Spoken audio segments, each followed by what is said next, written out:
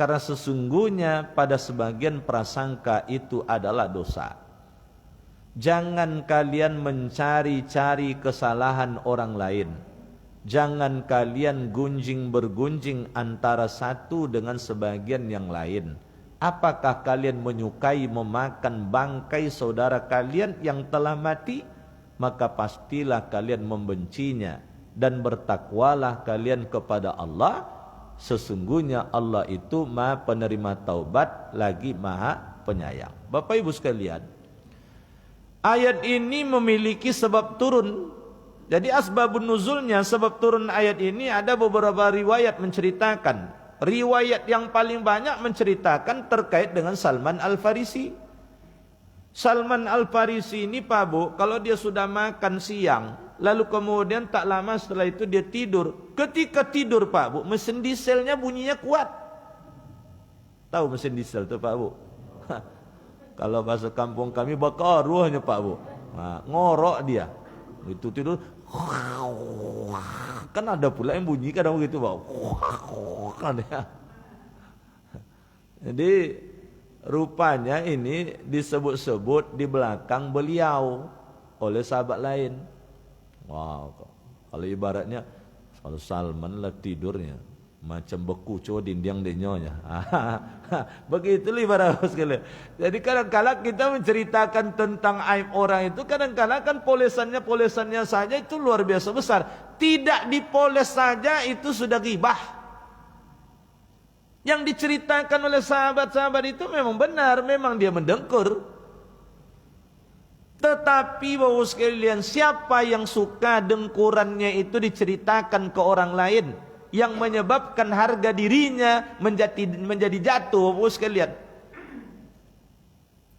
Sementara Rasulullah SAW bahkan menjelang dia wafat itu ditegaskan betul oleh Rasul bahwa darahmu, harta bendamu, inna dima'akum wa amwalakum wa a'radakum. Kan tiga itu disebut oleh Rasulullah dalam khutbah wadaknya. Darah kalian, harta benda kalian, harga diri kalian, kehormatan kalian, kata Rasul, dia menjadi haram, menjadi mulia sebagaimana mulianya hari ini, tempat ini, kampung kalian ini. Maka tidak boleh harga diri orang dipermalukan Pak Bu. Nah maka kadang-kala ada sebagian orang yang tidak mau sekamar berdua dia kalau tidur. Itu dah paham aja lah kita itu, jangan nak sekamar pula dengannya. Bisa jadi mesin diesel agak kuek bunyi Pak Bu. Saya, tapi kan tidak saya sebut nama ni Pak Bu. Kalau saya sebut nama jadi gunjing jadinya. Ini sebagai contoh saja. Ada kawan saya Pak Bu, itu kalau kawan-kawan lain tidak ada yang mau tidur dengan dia sekamar. Melak-elak Pak Bu. Kalau lepas perjalanan dinas sama-sama Pak Bu, kawan lain melak. Awak seorang lepaknya. Apa nak wudu? Ndak lepaknya. Awak nak seorang je. Sekali saya memang sekamar berdua. 2 malam Pak Bu ceritanya di Jakarta ni. Malam pertama saya tidur lebih dulu. Karena tidur lebih dulu, tidur kita nyenyak, ndak terdengar. Tapi malam kedua awak terlambat tidur. Memang iya Pak. Memang iya. Lah bepokan terlego ke bantal ke telinga terdongak aja le Pak Bu. Tapi biasanya kalau orang seperti itu kan nikmat hidupnya Pak Bu. Ndak payah tidur Pak Bu. Kadang-kala sedang pengajian telolok aja Pak Bu. Cuman kalau yang seperti ini biasanya susah nipu tidurnya nih. Karena begitu telah yang tidur berbunyi dia langsung. Bapak Ibu hadirin wal hadirat rahimakumullah. Jadi itulah kemudian dibacakan oleh Rasulullah ayat ini, turun ayat ini menegur tentang hal itu Pak Bu. Itu riwayat pertama. Riwayat kedua menceritakan masih ada hubungan dengan Salman Al-Farisi. Ada 2 orang yang datang kepada Salman Al-Farisi minta agar dibantu untuk kebutuhan makannya. Salman Al-Farisi ketika itu memang sedang tidak ada pula dia punya. Sehingga akhirnya atas saran dari Rasulullah, coba tanyakan kepada sahabat yang bernama Usamah. 2 orang ni Pak Bu mendengar nama Usamah itu, andai Orang pilih lo akan bantu awak aja. Orang pilih katanya. Nah, jadi Bapak sekalian, akhirnya Salman datang ke rumah Usama. Dan Usama pun mengatakan memang tidak ada. Nah tadi Pak Bu, dua orang ini kan dia mengetahui Usama ini orang pelit. Tetapi dalam kasus ini dia selidikin Pak Bu. Betul tidak ada atau apa nih? Nah, maka sebab turun ayat ini Pak Bu, ini terkait dengan dua kasus langsung. Pertama dia gunjingkan bahwa Usama tersebut orang pelit. Yang kedua dia teliti Pak Bu. Dia selidikin. Padahal tidak polisi dah ibarat Pak Bu. Kalau polisi memang tukang selidik, jaksa tukang selidik, pengacara untuk mencari kebenaran, dia ingin tahu lebih detail. Hakim untuk menegakkan keadilan tentu lebih teliti, boleh pula dia terjun untuk nyelidikin. Iko polisi tidak, jaksa tidak, pengacara tidak, hakim tidak. Tapi aib orang diselidikinya. Ini tidak boleh nih Pak U. Itulah yang disebut dengan tajassus. Maka Bapak sekalian, apapun Bapak sekalian, dua riwayat itu sesungguhnya saling mendukung antara satu dengan yang lainnya. Bapak Ibu sekalian, pada ayat ini ada tiga hal yang dilarang keras oleh Allah. Sampai bahasanya itu adalah ijtanibu. Jauhilah oleh kalian. Sama misalnya sekalian ketika bicara tentang riba, itu kan kata itu juga digunakan oleh Allah Subhanahu wa taala. Ketika membicarakan tentang khamar misalnya, baik dalam ayat ataupun dalam hadis, saking bahayanya itu juga. Ketika bicara tentang zina, agar kemudian menghijaukan diri dari zina, itu perintahnya juga diperintahkan oleh Allah, bahkan juga dalam hadis diperintahkan untuk menjauhkan diri. Jadi segala sesuatu yang kalau kita lihat efek mudaratnya sangat besar, itu selalu diingatkan agar menjauhkan diri. Menjauhkan diri Pak Abu sekalian. Maka tiga poin yang diingatkan oleh Allah Subhanahu wa taala dalam ayat tersebut, pertama adalah ijtanibu katsiran minadh-dhann inna ba'dadh-dhanni ism. Jauhilah oleh kalian banyak prasangka, karena sesungguhnya sebagian dari prasangka itu adalah dosa. Bapak Ibu hadirin wal hadirat rahimakumullah, kata prasangka dalam ayat tersebut yang kita terjemahkan dengan prasangka itu menggunakan kata zon. Di dalam bahasa Arab itu sekalian ada 4 tingkatan istilah sekalian yang mesti kita mengetahuinya itu sekalian. Yang pertama namanya waham. Waham itu Pak Bu, tingkat kebenaran informasi dan otentisitasnya itu hanya 25%. 75% samar, tidak jelas. Ini sudah pasti, ini harus kita jauhkan. Yang kedua namanya asyak. Asyak itu Pak Bu, tingkat kebenaran dan otentisitas informasinya itu 50%. Tapi 50% tidak, maka dinamakan dia dengan ragu. Maka syak itu terjemahannya adalah ragu. Yang ketiga Pak Bu adalah az-zan. Ini yang kata digunakan dalam ayat ini Pak Bu. Tingkat akurasi tentang kebenaran informasi itu sudah 75%. Tapi 25% itu masih samar. Jadi ibaratnya sekalian ini praduga atau prasangka kuat. Kan sudah dekat itu sekalian, tinggal 25%. Nah yang keempat namanya yakin.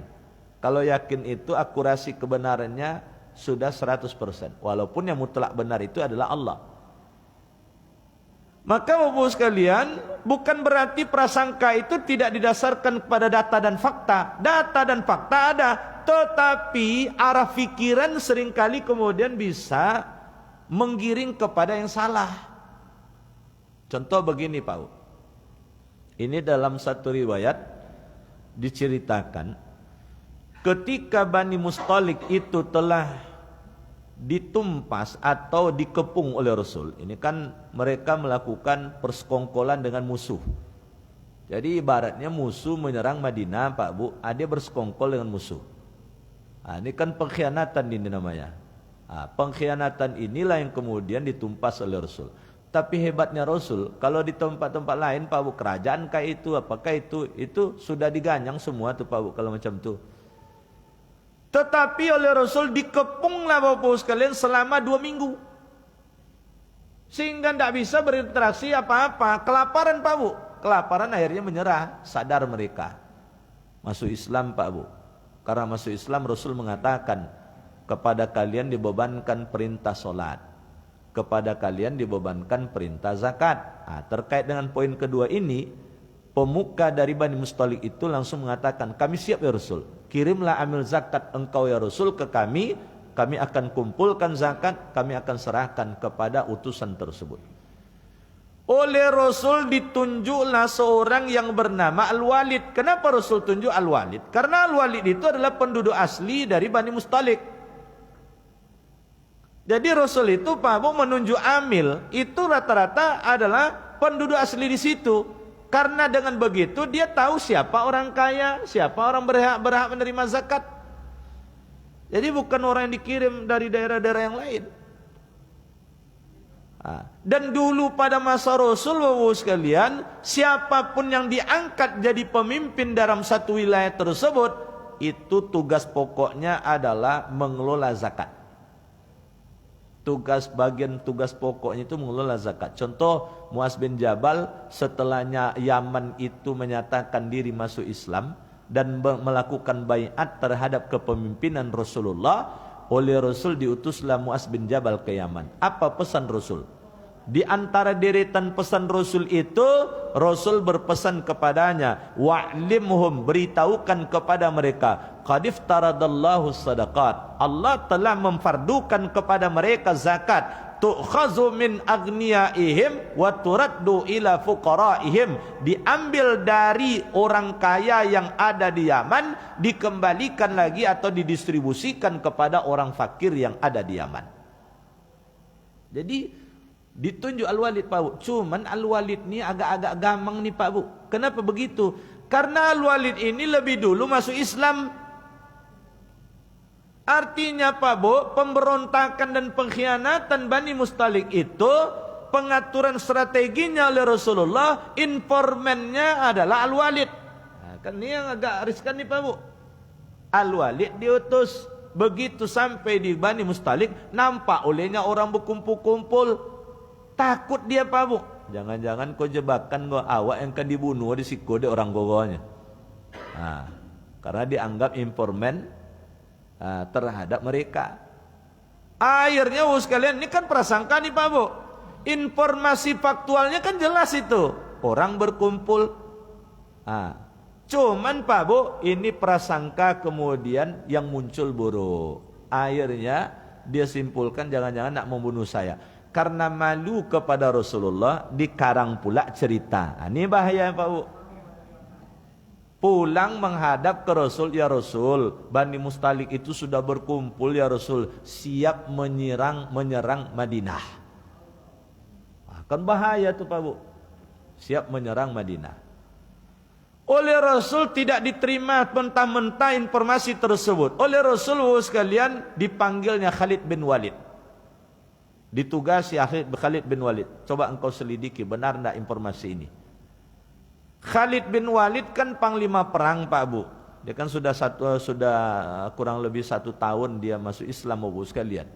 Lalu kemudian tidak mungkin kalau dia turun ketahuan. Akhirnya intelnya dikirim Pak Bu. Intelnya itu sampai nanti menemui pimpinan dari Bani Mustalik. Sampai dia tanya, benar kalian nak menyerang Madinah? Dengan nada tinggi dijawab olehnya, tidak benar itu. Kami berkumpul ini menunggu kedatangan amil Rasul, tapi tidak datang-datang. Karena tidak datang-datang, kami nak berniat bawa harta zakat ini langsung serahkan pada Rasul. Coba Pak Bu, nak bawa zakat tapi tertuduh nak nyerang Madinah. Itu makanya turun ayat Bapak sekalian, surat Al-Hujurat ayat 6. Ya ayyuhallazina amanu in ja'akum fasiqum binaba'in fatabayyanu. Jadi artinya kalau dikaitkan ayat 6 dengan ayat 12 ini Pak Bu, ini berkaitan dengan Al-Walid ini berawal dari prasangka. Maka hidup ini Bapak sekalian diingatkan secara umum oleh Allah, jangan banyak prasangka. Karena sebagian prasangka tersebut adalah dosa. Kenapa begitu? Seringkali prasangka kita itu lebih dominan yang buruknya daripada yang baiknya. Bapak Ibu sekalian, maka dua ini kalau prasangka buruk itu sedapat mungkin dielakkan. Tapi prasangka baik jangan pula terlalu berlebihan Pak Bu. Beko 3 orang perampok latogak depan pagar. Yang seorang megang gunting sepanjang kopak Bu, nak gunting gombok. Yang seorang megang pistol, yang seorang megang celurit. Itu berprasangka baik lo Bapak Ibu. Delok na 3 orang tuh dikawalnya rumah awak itu salah tempat prasangka baik itu Pak Bu. Tapi kalau misalnya kejadian begini, Bapak Ibu misalnya melihat jumpa dengan seseorang kawan, Bapak Ibu tersenyum, dia tak senyum. Bapak Ibu menyapa, dia tak balas sapa. Itu berprasangka baiklah ke dia. Kalau prasangka buruknya Pak Bu, sombong mana Pak jago mahnya. Awak senyum ke nyonya ndak dibalinya, awak menyapu ndak lo dibalinya. Tengok esok ndak kena sapu-sapu. Balago muko je nyo ndak kena sapu donya. Itu saking marahnya sekalian. Tapi kalau prasangkanya baik, ya Allah, berat betul masalah kawan saya ini. Saking beratnya, matanya tertuju ke saya, mungkin kosong penglihatannya, tak nampak olehnya saya senyum, tak terdengar olehnya saya menyapa. Saya pernah diingatkan oleh istri Pak Bu, bang, katanya, itu apa lu telah senyum ke abang? Apa abang kau tak senyumnya? Karena pandangan kita jamaah banyak sekalian arahnya ke beliau, tetapi pandangan yang ke belakang. Kalau sempat sekalian tak diingatkan oleh istri saya, apa kata jamaah tadi? Lain pula Ustaz guru poya. Tiba ceramah le senyum-senyumnya, tiba di luarnya sombong minta ampunnya. Awaklah senyum kayaknya ndak ada seketik pun senyumnya. Padahal Bapak sekalian, pandangan kita tidak fokus ke beliau. Maka karena itu sekalian, jangan diperturutkan prasangka buruk, sebab itu justru memberikan ketidaktenangan pada diri kita. Tapi kalau kita prasangka baik sekalian, insya Allah tenang Pak. WA tak dibalas, itulah prasangka buruk ya.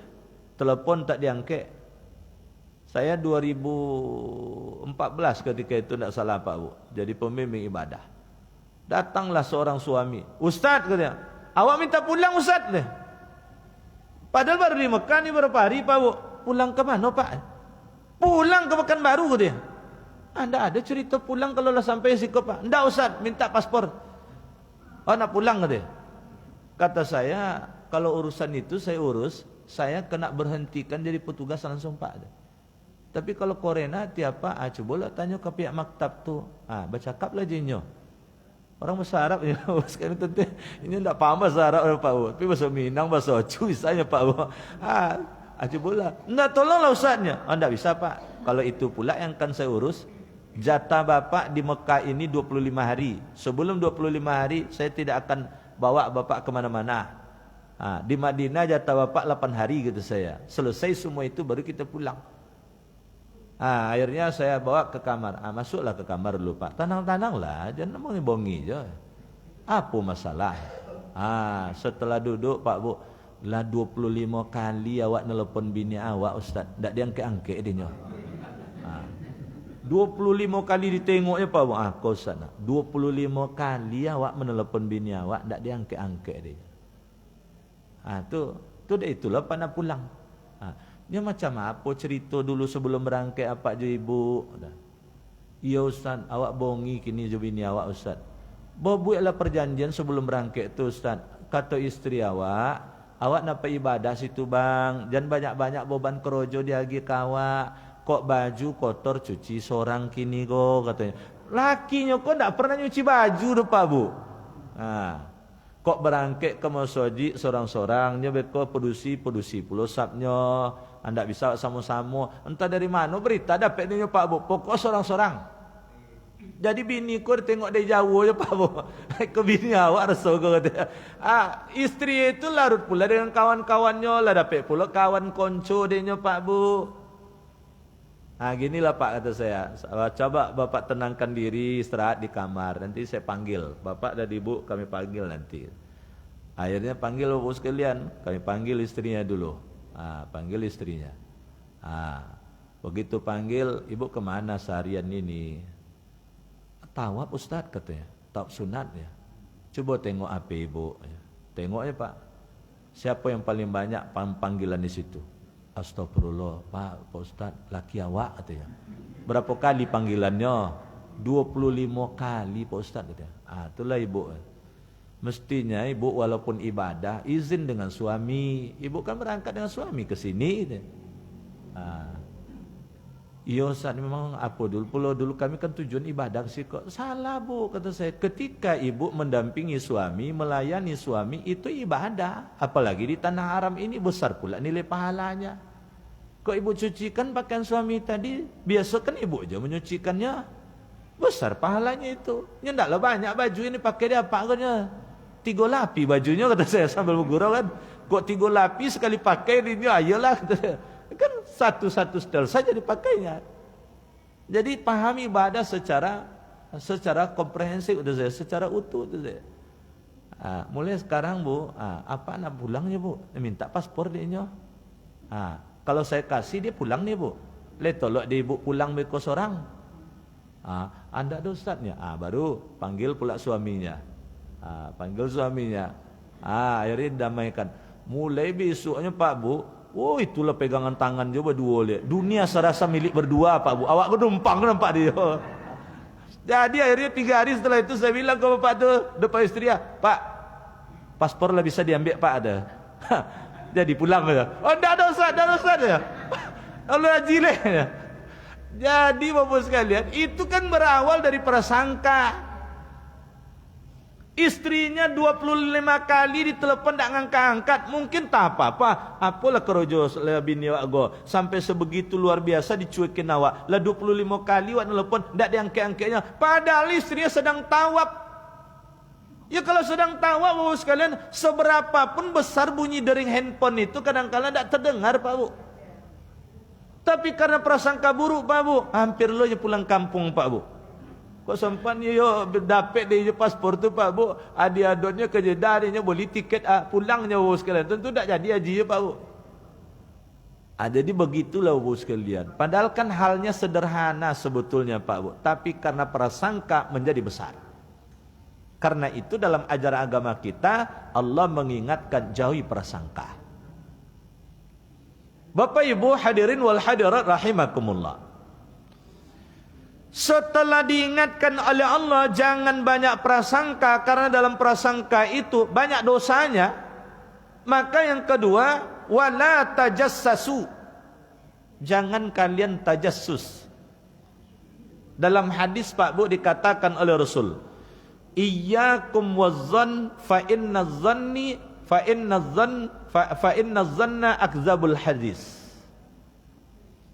Wala tajassasu wala tahassasu wala tahasadu wala tabaghadu wala tadabaru wala tanafasu wa kunu ibadallahi ikhwana. Jauhilah oleh kalian prasangka, karena prasangka itu adalah sebesar-besar kebohongan. Janganlah kalian tajassus, jangan kalian tahassus, jangan kalian iri dengki, jangan kalian saling membenci, jangan kalian saling membelakangi atau memunggungi, jangan kalian saling berlomba mempertontonkan kekayaan kalian.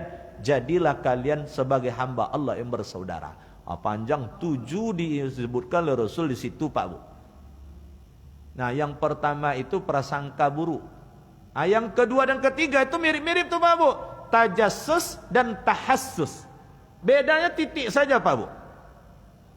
Jadi ternyata dalam bahasa Arab ini Pak Bu, kalau salah kasih titik atau hilang titik lain makna Pak Bu. Yang satu tajassus, yang satu tahassus. Apa beda tajassus dengan tahassus? Contoh begini Pak Bu. Ada 2 orang bertetangga sebelahan rumah. Sebutlah rumah petak Pak Bu. Rumah kontrakan dindingnya kan sama cik berdua tu Pak Bu. Rupanya Bapak sekalian, tetangga sebelah kanan ini bertengkar suami istri. Ini kan aib nih Pak Bu. Nah, lalu kemudian tetangga yang sebelahnya ini nguping dia. Oh iya. Hebat nampak aku. Lakinya lah selingkuh lo nampak. Bininya banyak lo minta rupa. Wah, perang dunia aku nampak aku. Sampai di situ saja itu tahassus.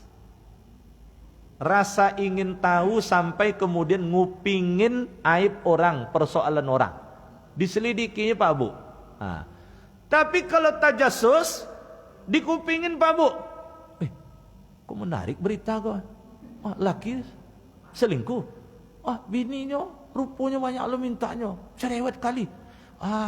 Kok berita menarik isuk banget. Diselidikin kebenarannya Pak Bu. Diselidikin.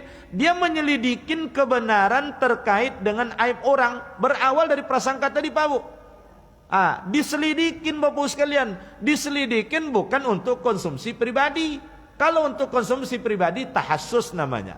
Tapi lebih dari itu Bapak sekalian, ternyata untuk dipermalukan, disebarluaskan dan lain sebagainya. Dua-duanya apakah untuk kepentingan pribadi atau untuk mempermalukan orang untuk digunjingkan, dua-duanya dilarang oleh Rasulullah. Yang paling dilarang oleh Allah tajassusnya. Begitu bertengkar orang tadi, istri sebelah ini mengatakan, diam. Apa terjadi itu? Anaknya ribut, diam. Dengar itu dulu. Itu tahassus tuh. Sudah jelas orang bertengkar, ngapa pula? Kalau perlu anak tadi dia perkosi, masuk kamar nak. Tak usah didengar. Suaminya ke apa pula? Jangan mama, jauh. Ibu jangan pula kalau suruh jauh orang, menguping pula di situ. Jadi Bapak sekalian, dua-duanya tidak boleh. Walaupun awal mulanya niatnya adalah untuk konsumsi pribadi Pak Bu, segala informasi Bapak sekalian, baik yang didengar ataupun yang dilihat, itu pasti mempengaruhi pikiran dan hati. Pasti mempengaruhi pikiran dan hati. Itu sebabnya informasi, pengetahuan sekecil apapun tentang keburukan Bapak sekalian, jangan pernah masuk dalam diri kita Pak Bu. Kita cari ilmu-ilmu yang baik-baik saja, yang positif-positif saja. Sebab itu akan mempengaruhi Pak Bu. Itu makanya mohon maaf Pak Bu sekalian, wajar kemudian kalau diibaratkan oleh orang-orang tua kita berteman dengan pandai besi, tentu bau pesing besi itu akan kena pula kita. Atau mungkin baju kita akan bolong juga dibuatnya. Tapi kalau berteman dengan pedagang minyak wangi misalnya, minimal wanginya dapat. Jadi artinya punya pengaruh itu sekalian. Nah maka karena itu Bapak sekalian, berawal dari prasangka, jangan diperturutkan prasangka tersebut sampai muncul tajassus. Yang ketiga Pak Bu, dia sepaket tiga nih Pak Bu. Awal mula prasangka itu muncul rasa ingin tahu, diselidikin. Ujungnya puncaknya adalah ghibah. Wala yaghtab ba'dukum ba'dha ayuhibbu ahadukum ayyakula lahma akhi maitan fakarihtumuh. Jangan kalian gunjing bergunjing antara satu dengan sebagian yang lainnya. Apakah kalian menyukai bangkai, memakan bangkai saudara kalian yang telah mati, maka pastilah kalian membencinya. Jadi Bapak Ibu sekalian, maka lanjutan poin ketiga, dan ini oleh bahasa Imam Az-Zahabi dalam kitab Al-Kabair dipandang sebagai dosa besar, itulah ghibah. Sahabat bertanya, apa itu ghibah ya Rasul? Engkau menceritakan aib saudara engkau di belakangnya. Maka ghibah. Ghibah itu kan berasal dari kata ghaba. Dari kata ini terbentuk kata ghaib. Kata gaib itu kan tidak ada, tidak nyata, tidak tampak sekalian. Jadi artinya disebut ghibah itu kenapa? Karena orang yang punya aib itu sendiri tidak ada di hadapannya. Nah inilah yang kemudian diceritakan di belakangnya. Seperti Salman Al-Farisi tadi, ngoroknya kan tidak diceritakan di depannya, tapi di belakangnya. Salman kalau tidur, maka sekalian, sesuatu yang sifatnya fakta dan nyata karena dia terkait dengan aib, ketika diceritakan di belakang orang tersebut, itulah ghibah. Itu terlarang, apalagi sesuatu yang tidak benar. Maka kalau tidak benar, kata Rasul, itu adalah kebohongan. Jadi Bapak sekalian, kalaupun ada kebolehan ghibah tersebut, kapan ghibah itu dibolehkan? Yang pertama, dalam rangka menegakkan keadilan, dan itu konteksnya adalah di pengadilan dan semua yang terkait dengan peradilan tersebut. Mungkin kasus sampai di polisi. Polisi tentu mencari kebenaran aib ini. Polisi boleh dalam ranah ini. Sampai nanti diopor kasus itu ke jaksa. Jaksa tentu menyelidikin tentang aib ini. Lalu kemudian dari jaksa sampai pula ke pengadilan. Di pengadilan kan cerita tentang aib ini semuanya. Cerita tentang aib ini semuanya, Bapak sekalian. Baik jaksanya, pengacara yang membelanya, ataupun kemudian hakim mendengar dengan seksama. Kalau orang-orang ini tidak berdosa nih Pak Bu. Sekarang pertanyaannya, bagaimana orang yang memviralkan tentang ini? Viral di tengah masyarakat. Apa yang terjadi di pengadilan? Apakah betul-betul akan tegaknya keadilan dengan cara seperti itu? Ini hati-hati nih Pak Bu. Jangan sampai WA nanti, aku menarik gue berita baru kok. Sap, tobang pulau ke grup sebelah, tobang pulau ke grup sebelah. Akhirnya kita ikut ghibah. Coba bayangkan Pak Bu. Saya untung ini belum sampai di ranah yang seperti ini. Kasus-kasus perceraian di pengadilan agama. Kalau sempat pula kemudian orang memviralkan. Kan semua orang di pengadilan ingin terbuka katanya. Bapak Ibu sekalian, ada kalanya tertutup. Itu tujuannya apa? Jangan sampai orang yang tak berkepentingan tahu, akhirnya dia tidak bisa meletakkan wajahnya kemanapun Pak Bu. Yang kasihan bukan sekedar dia saja, istrinya bagaimana, anaknya bagaimana, keluarganya bagaimana.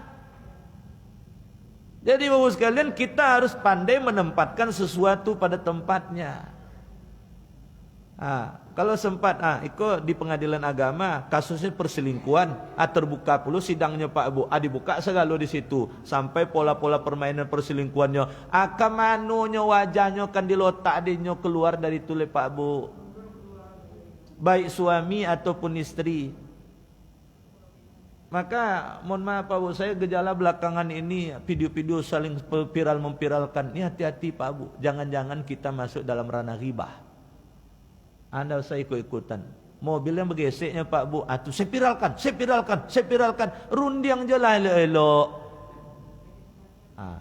Gara-gara itu akhirnya kemudian arogansinya. Memang dia arogansi Pak Bu, memang arogansi. Laporkan saja ke polisi kalau memang ada videonya.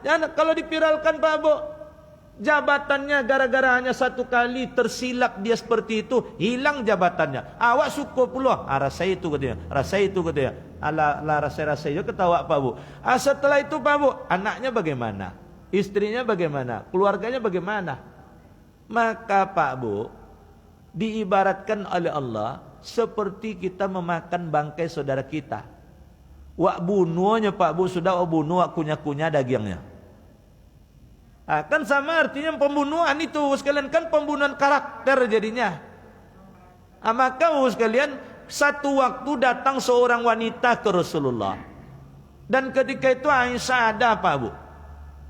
Begitu selesai urusan wanita ini dengan Rasul, Aisyah pun berkomentar, ya Rasul, pendek betul wanita itu ya Rasul. Kan di belakang dia Pak Bu. Lalu kemudian Rasul pun berkata, ya Aisyah, sekiranya ucapan mulut engkau itu dimasukkan ke laut, airnya itu semuanya berubah jadi bangkai rasanya.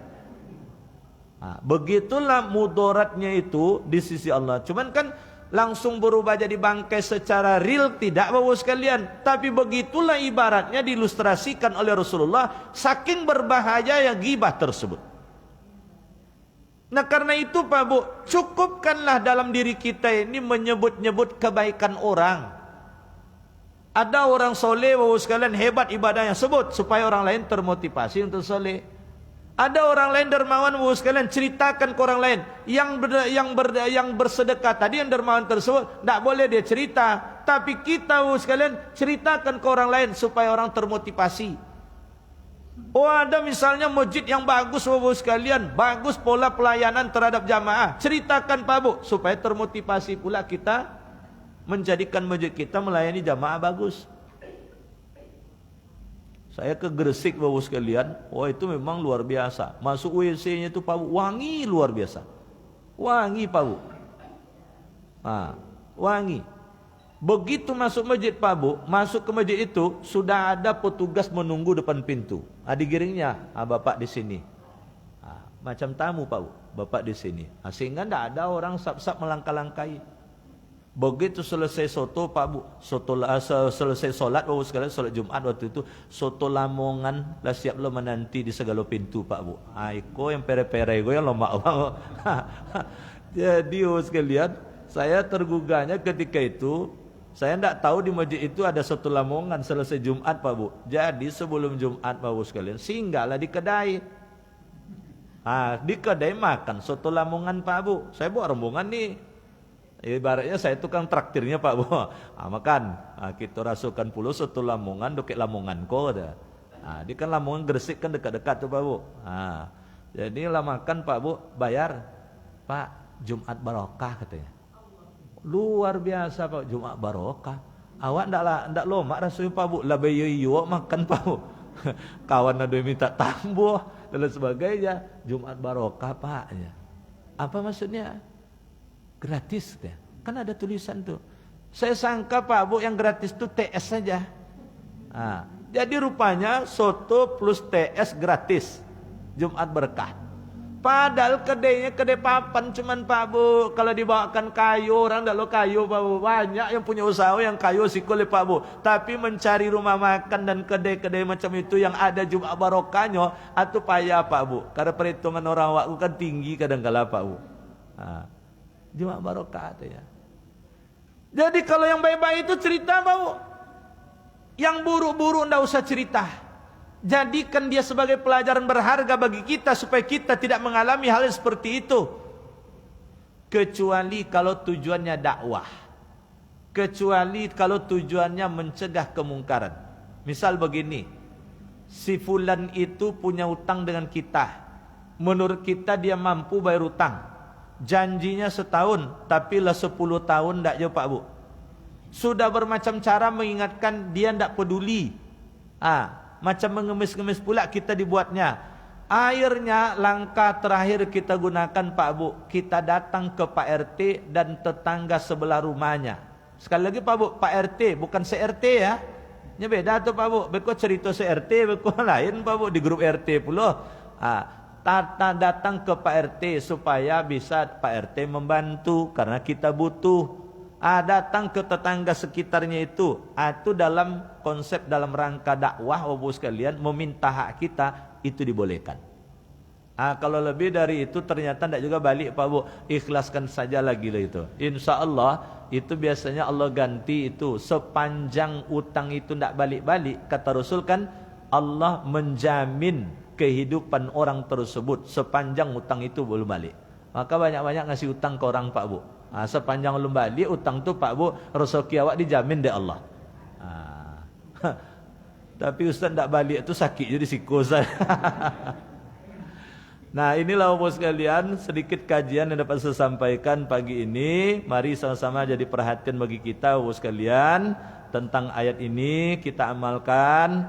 Kalau sudah ada yang agak suka-suka mencari-cari kesalahan orang, mulai dihentikan. Kalau ada selama ini gunjing-gunjing terlakukan, mulai kita hentikan. Caranya Bapak sekalian supaya berhenti bergunjing itu, asal ketemu dengan orang sedang bergunjing, cepat lari darinya, menjauh darinya. Minimal fikiran dan hati kita jauh dari situ, tidak usah didengar. Khawatirnya nanti salah-salah justru setelah itu kita pula jadi sumber utama tukang gunjing. Mudah-mudahan apa yang saya sampaikan ini dapat mengingatkan saya dan kita semua. Terima kasih atas segala perhatian. Mohon maaf atas khilaf dan salah. Subhanakallahumma bihamdika asyhadu an la ilaha illa anta astaghfiruka wa atubu ilaik. Assalamualaikum warahmatullahi wabarakatuh.